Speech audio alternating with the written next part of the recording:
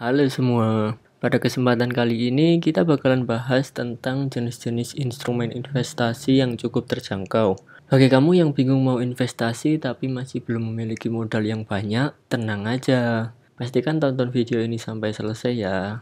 Kita bakalan urutkan instrumen yang bakal kita bahas berdasarkan tingkat resikonya, dimana mulai dari resiko rendah sampai resiko tinggi. Nah, menurut pengalaman kita, tingkat risiko ini berbanding lurus dengan keuntungan yang bisa kita dapatkan. Semakin tinggi risiko, semakin besar pula keuntungan yang bisa kita dapatkan.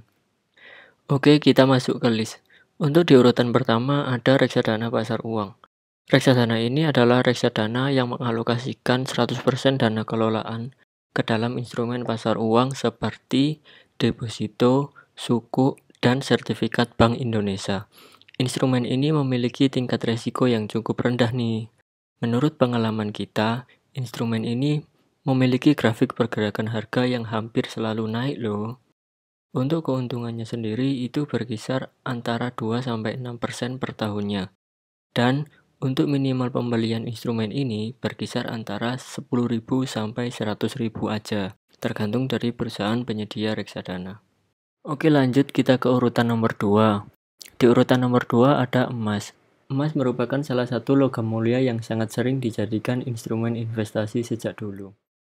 Menurut pengalaman kita pribadi, emas tergolong memiliki tingkat risiko yang cukup rendah, tetapi tidak serendah reksadana pasar uang. Keuntungan yang bisa kita dapatkan dari berinvestasi emas cukup lumayan, yaitu bisa sampai 9% per tahunnya. Untuk minimal pembelian emas ini cukup bervariasi. Ada dua cara atau metode pembelian emas ini, yaitu kita bisa membeli emas fisik dan emas digital. Untuk pembelian emas fisik, menurut data yang kita dapatkan, minimal pembeliannya adalah 0,5 gram atau senilai Rp450.000. Wah, mahal nih. Katanya ramah kantong. Eits, tenang dulu. Itu baru cara pembelian emas fisik. Kalau kita membeli emas digital, cukup terjangkau kok. Emas digital ini bukan berarti kita membeli emas fisik dari e-commerce loh ya. Emas digital yang kita maksud di sini seperti yang ada di tabungan emas Pegadaian, Bukalapak Invest Emas, Tokopedia Emas, dan lain-lain.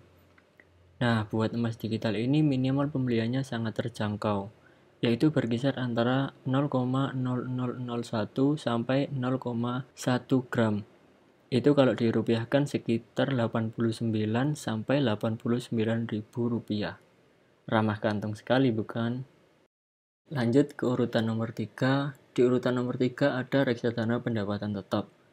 Reksadana ini adalah reksadana yang mengalokasikan minimal 80% dana kelolaannya ke dalam instrumen efek yang memberikan pendapatan tetap, seperti surat hutang.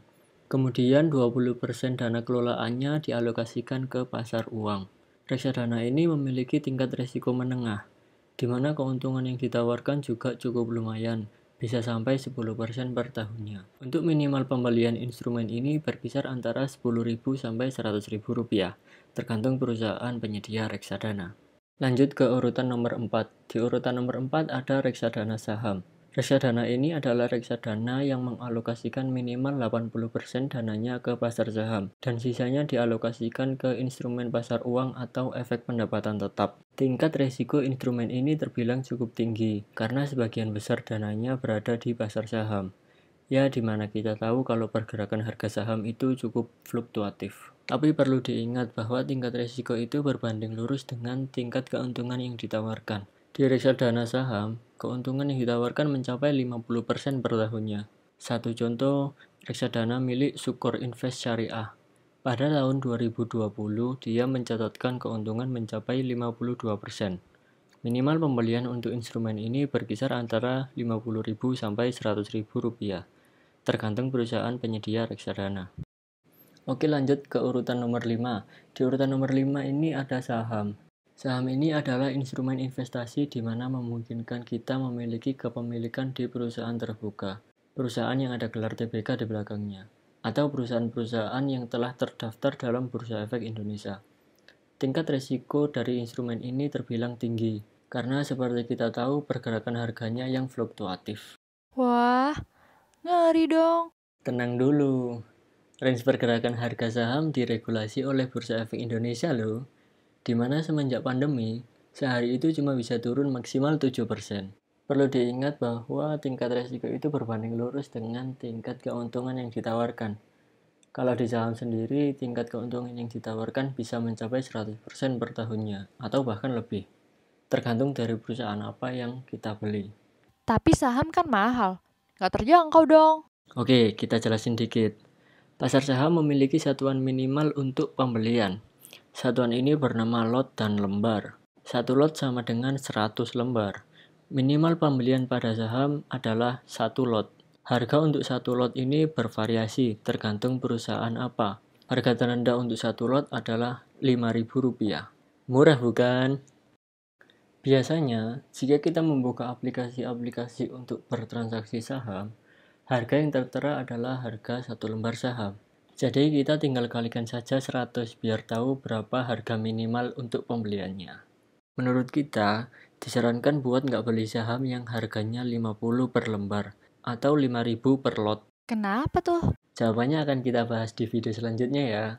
Oke lanjut, terakhir nih. Di urutan ke-6 ada cryptocurrency. Cryptocurrency adalah mata uang digital yang tidak memiliki bentuk fisik seperti mata uang pada umumnya. Tingkat resiko pada cryptocurrency sangat tinggi. Kenapa bisa gitu? Gini, tingkat resiko cryptocurrency sangat tinggi dikarenakan pergerakan harganya yang sangat fluktuatif dan tidak ada yang meregulasi range pergerakan harganya. Tapi harus kita ingat, di balik tingginya resiko, pasti ada tingkat keuntungan yang tinggi juga. Tingkat keuntungan yang bisa kita dapatkan pada cryptocurrency tidak terbatas loh. Gimana tuh maksudnya? Kalau kata orang-orang, hanya langit yang membatasi. 1000% per tahun pun sangat memungkinkan untuk kita dapatkan. Menggiurkan sekali bukan? Cryptocurrency kan mahal. Kok masuk pembahasan video ini sih? Nah, sebelum kita bahas minimal pembelian, kita mau ngasih tahu dikit nih. Transaksi di cryptocurrency ini sama seperti kita tukar uang pada umumnya ya. Oke, lanjut. Di cryptocurrency, terdapat sangat banyak mata uang yang bisa kita beli atau tukarkan dengan rupiah. Dan harganya sangat bervariatif. Ada yang nggak sampai Rp1, tapi ada juga yang sampai 1 miliar. Untuk minimal pembeliannya, menurut riset kita, itu berkisar antara Rp10.000 sampai Rp200.000. Masih terjangkau lah ya. Nah, itu tadi beberapa instrumen investasi yang menurut kita cukup terjangkau. Jadi gimana? Nggak harus modal besar kan buat investasi?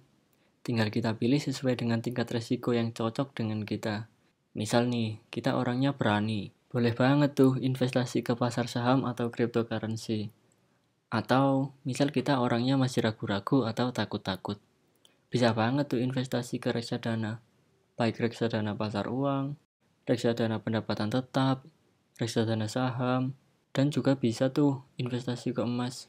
Oke, mungkin segini dulu pembahasan untuk video kali ini. Kalau ada kritik, saran, pertanyaan, request, boleh banget langsung taruh di komen. Kalau suka dengan video ini, silakan di like dan share ke orang-orang di sekitarmu ya.